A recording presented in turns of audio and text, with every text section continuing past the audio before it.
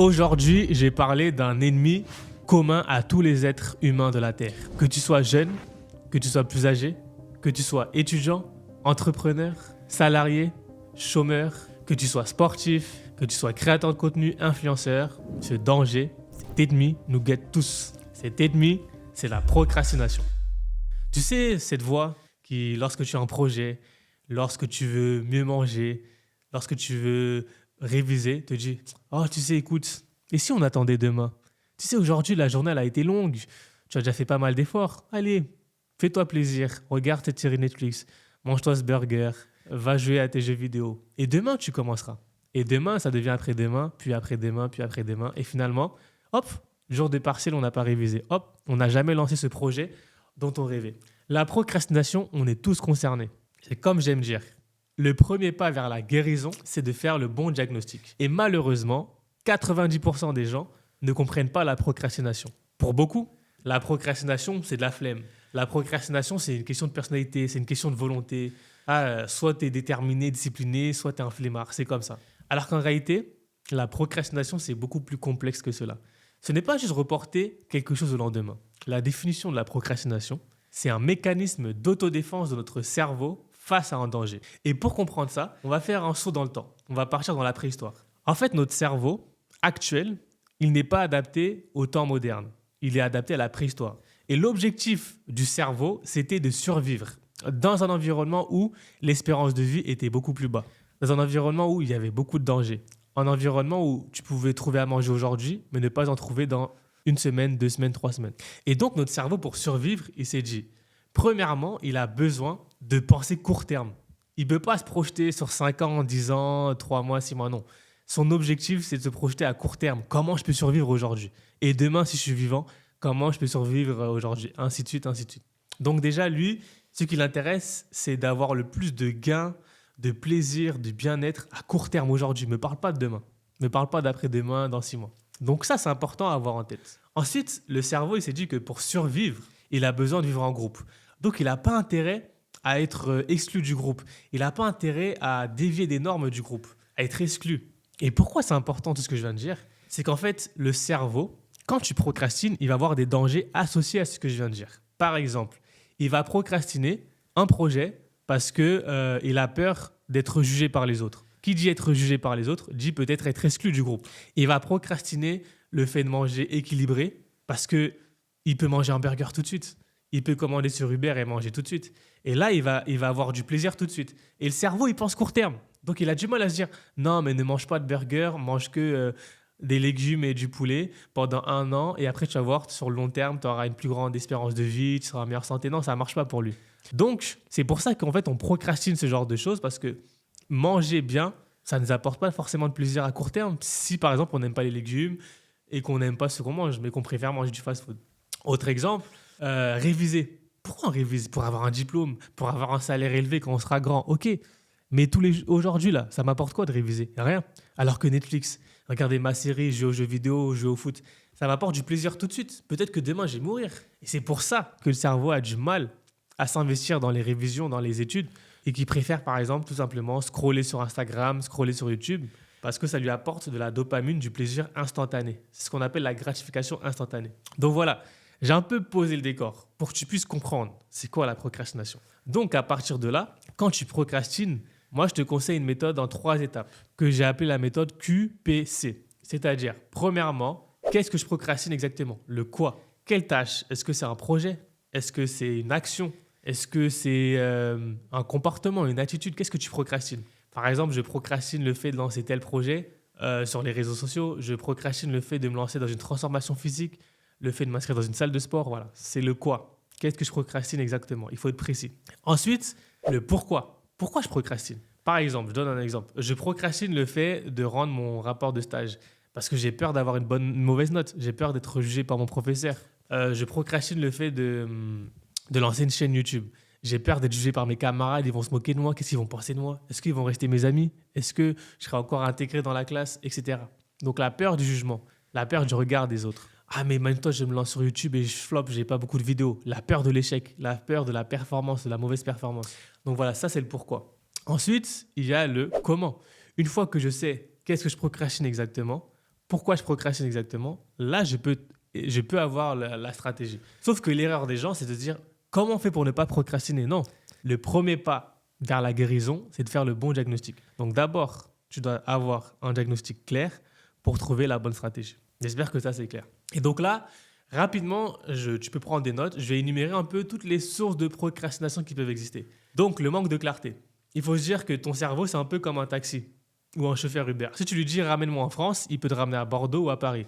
Il faut être plus précis pour arriver à ton objectif. Dis-lui de me ramener à Paris, ok, mais c'est quel arrondissement, c'est quelle rue? Et donc, pour que ton cerveau se mette en route pour atteindre tes objectifs, il a besoin de clarté, d'un plan d'action. Ok, j'ai une transformation physique, mais c'est pas juste aller à la salle. Qu'est-ce qu'il faut? Quel exercice? Quelle fréquence? À quelle heure? J'ai besoin de lancer ma chaîne YouTube. Ok, quelles sont les étapes? Donc, la clarté. Le manque de clarté, c'est l'une des sources de procrastination. Ensuite, la peur, sous toutes ses formes.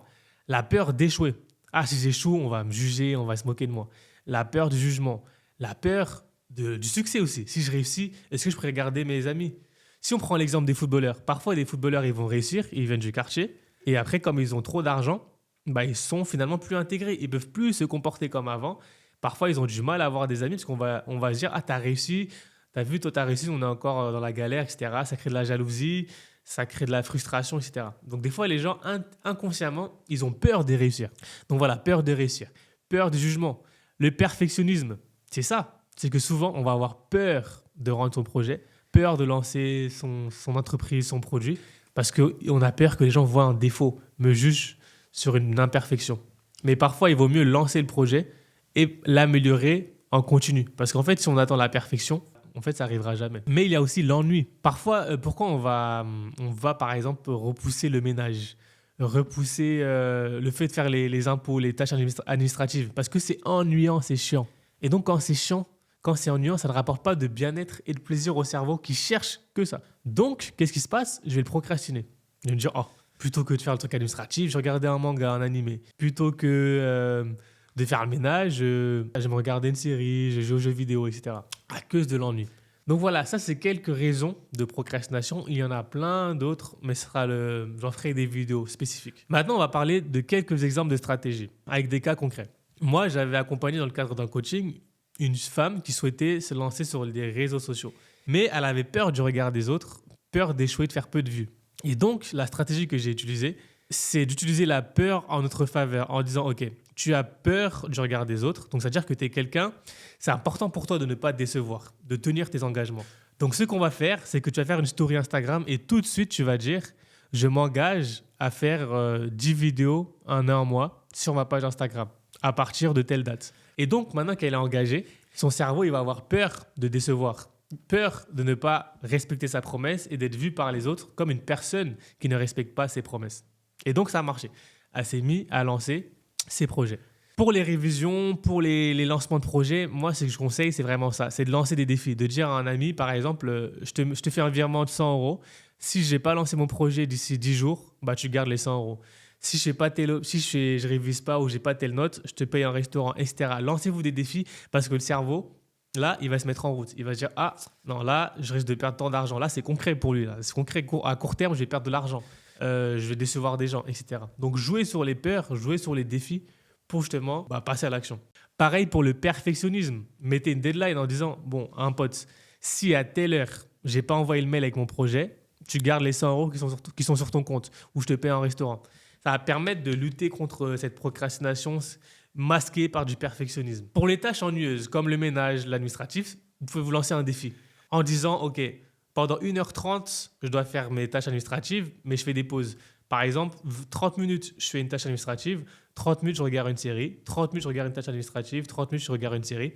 Comme ça, action, récompense, action, récompense. Ça peut être aussi, quand je fais le ménage, j'écoute de la musique. Ça devient plaisant de dire, OK, je fais le ménage en écoutant de la musique, donc finalement c'est moins ennuyant, c'est plaisant. Ou j'écoute un podcast, etc. J'en ai pas parlé, mais aussi le manque de sens. Parfois, quand il n'y a pas de sens dans nos objectifs, le cerveau il va le procrastiner. Il va dire ça sert à rien. Donc mettez du sens en disant si je fais telle action, ça va aider ma mère, ça va avoir tel impact, etc. C'est important quand par exemple vous faites des études de se dire ok, si j'arrive à réviser pendant tant de temps cette semaine, je m'offre un cadeau, ça va être un resto, ça va être un cinéma. Donc pensez au court terme, toujours donnez-vous des micro-objectifs de court terme avec des récompenses associées pour être sûr de tenir sur le long terme. Pour la procrastination, je pense que je vais faire des vidéos sur ma chaîne YouTube en format long, où en fait, je vais prendre un exemple de source de procrastination et les stratégies associées. Parce que là, je ne voulais pas vous faire une vidéo trop longue. Mais pour vraiment résumer la vidéo, première étape, la procrastination, ce n'est pas une question de flemme ou de volonté. Avant tout, c'est un mécanisme d'autodéfense de notre cerveau face à un danger. Ce danger peut être multiple. Ça peut être des peurs, un manque de clarté, un manque de sens. Ça peut être tout simplement l'ennui, l'envie, la peur de souffrir, de faire des efforts, etc. Et ensuite, pour faire face à ça, ma méthode, c'est de se dire QPC. Qu'est-ce que je procrastine exactement? Donc le quoi. Pourquoi je procrastine? Donc les raisons. Et comment? Ensuite, c'est les stratégies. Si tu appliques ça, je pense que déjà, tu vas faire mieux que 90% des gens qui pensent que la procrastination, c'est avant tout une question de motivation. Sauf que la motivation, on le sait, ça monte, ça descend, donc on fait rien.